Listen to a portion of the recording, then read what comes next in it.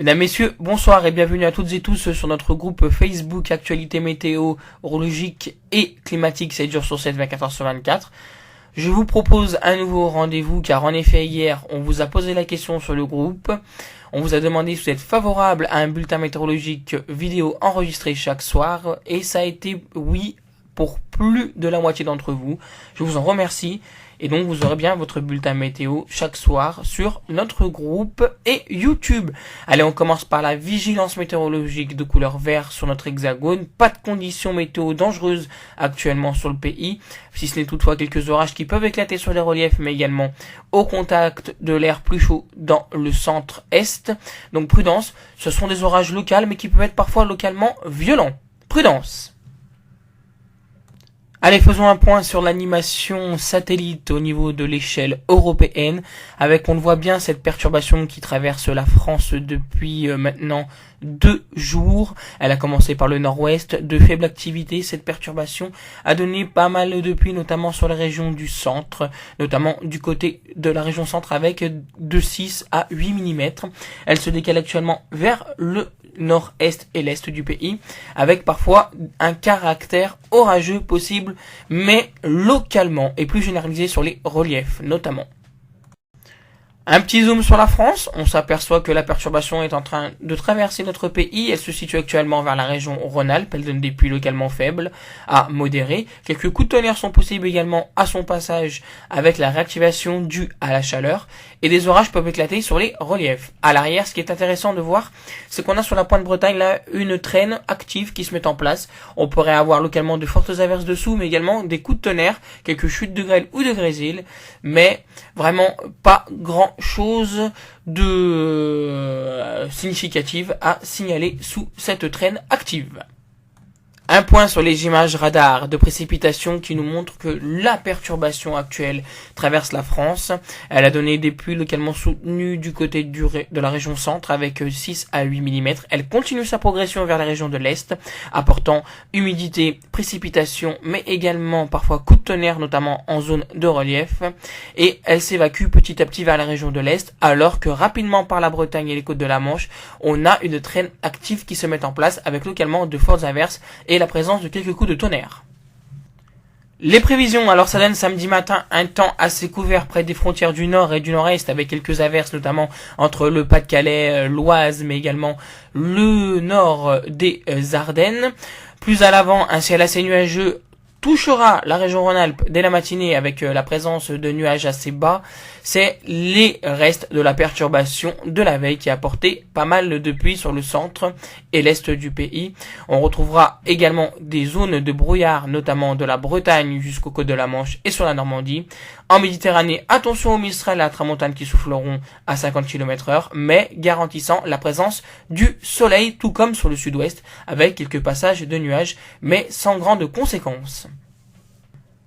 Dans l'après-midi, très peu d'évolution. On aura du mal à se débarrasser de l'instabilité sur les régions du nord et du nord-est, comme ces dernières 24 heures ou même 48 heures, avec toujours des averses qui pourront également prendre un caractère orageux, cette fois-ci à noter, entre la Côte d'Azur, la Corse, qui sera à l'écart pour le moment, mais également les Hautes-Alpes, qui pourra avoir quelques averses orageuses dans l'après-midi.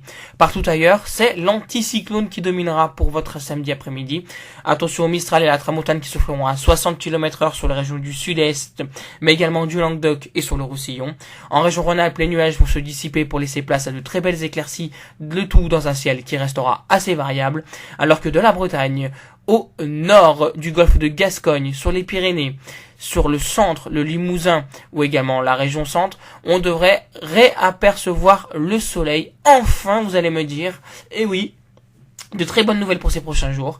Et cela devrait durer et en plus, la chaleur sera au rendez-vous. Beau temps sur la Corse. Les températures samedi matin seront en baisse. Il fera 8 degrés du côté de Charleville-Mézières, 8 à Besançon, 9 degrés à Dijon ainsi qu'à Le Mans. Vous aurez 12 degrés du côté de Bourges, 13 à Clermont-Ferrand, 14 degrés pour Chambéry, 15 degrés à Grenoble, 16 à Lyon. Il fera 18 degrés pour Montélimar, 19 à Montpellier ainsi qu'à Perpignan, 20 degrés à Marseille, 21 degrés pour la maximale pour Nice et pour la Corse à Ajaccio. Donc vous verrez bien que la différence est nette entre le nord et le sud ce samedi matin. Dans l'après-midi, ça ne change pas tellement pour les régions du nord. Les températures seront toujours en baisse. Il fera 17 degrés à Charleville-Mézières, 17 degrés du côté de Cherbourg ainsi qu'à Tarbes.